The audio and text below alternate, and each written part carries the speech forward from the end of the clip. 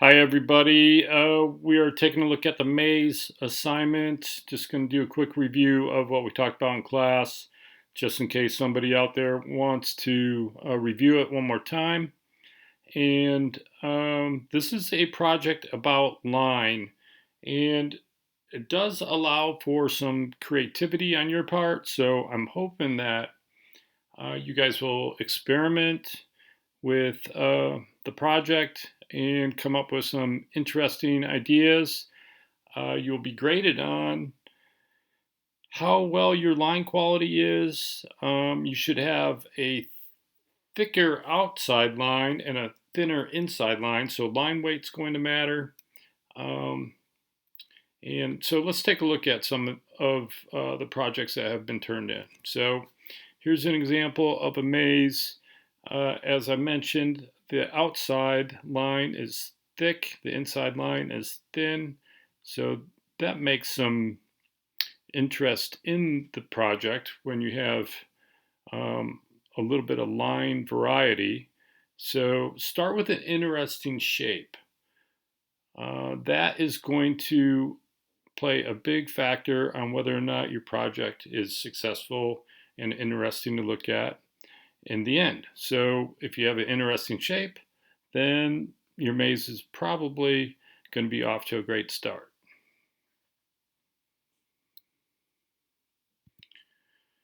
Here's another example. Again, the outside line, the outer contour line, descriptive line is thick. The interior lines of the maze are thin. There is a clear start and finish in both of these mazes, which is one of the requirements for the assignment. I would also like for you to have a title for your maze. Another thing you'll be graded on is the spaces between the lines, trying to keep that consistent unless you're purposely doing something to make your project more interesting by having a variety of spaces or a variety of in your spacing. Here's another example. Now this one, the lines are curvy. You are certainly welcome to use curved lines or straight lines. If you are using straight lines, please use the ruler function that is provided in Adobe Draw and probably also in Adobe Sketch. Don't try to draw straight lines free-handed, and even with the curved lines, you may want to think about using the French curve, as I will demonstrate here pretty soon. So one problem with this particular maze is the lines have a couple different line widths or thicknesses or weights on the interior. That's a problem.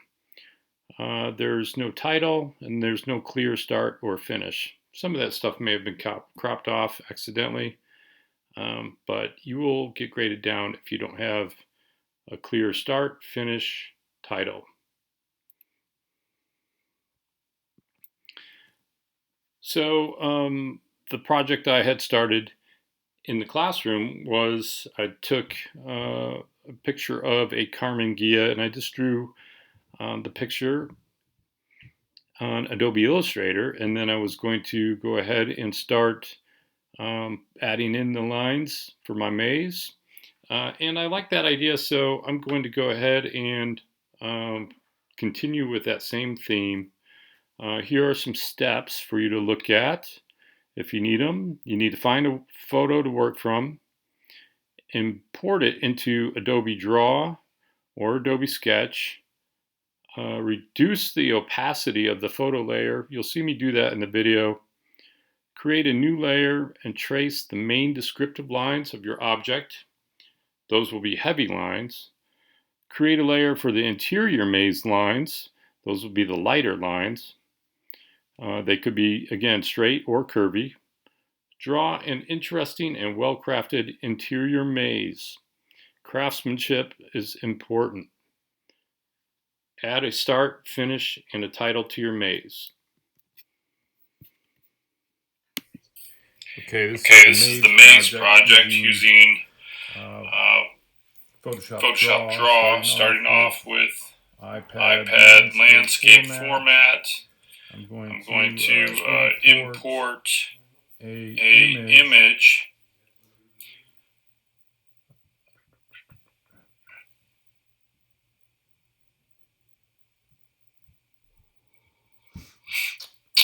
And here is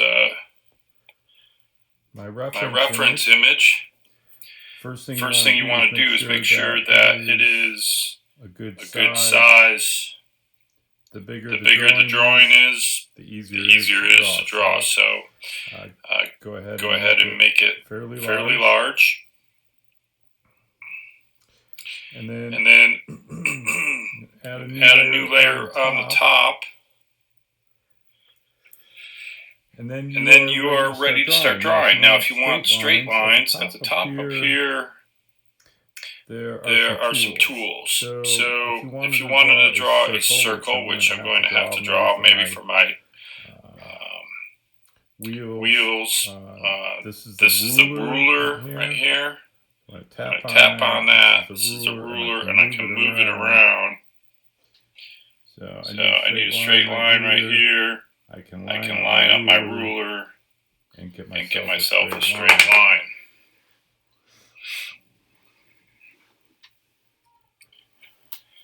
So choosing whatever pen I want. And the other thing I might want to do is go back to this layer here, photo layer, and just tone down the opacity.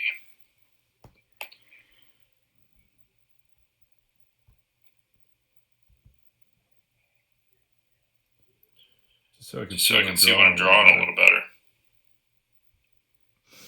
Okay. And I got to make sure that I'm drawing on a separate layer, because eventually I'm going to just delete this layer. Pen size, pen color.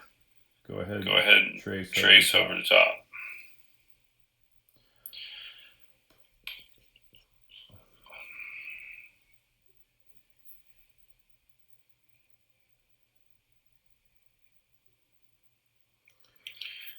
So as you can see,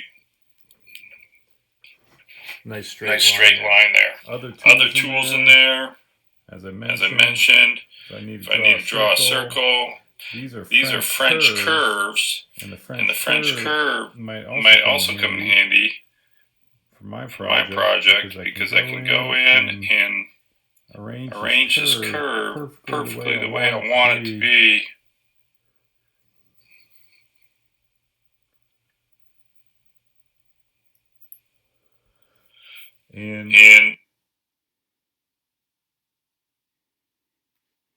And that's where my video stops. One thing that is an issue with this image as it is right now, my exterior lines should be thicker than what I am drawing them right now. I highly recommend changing the opacity of your original picture. That way you can really see what it is that you are drawing. Also, highly, almost a requirement that you use the ruler or the French curve, some kind of guide, so your lines have a high level of craftsmanship. Shoot me questions if you have any, and good luck with your assignment. I may do a follow-up video.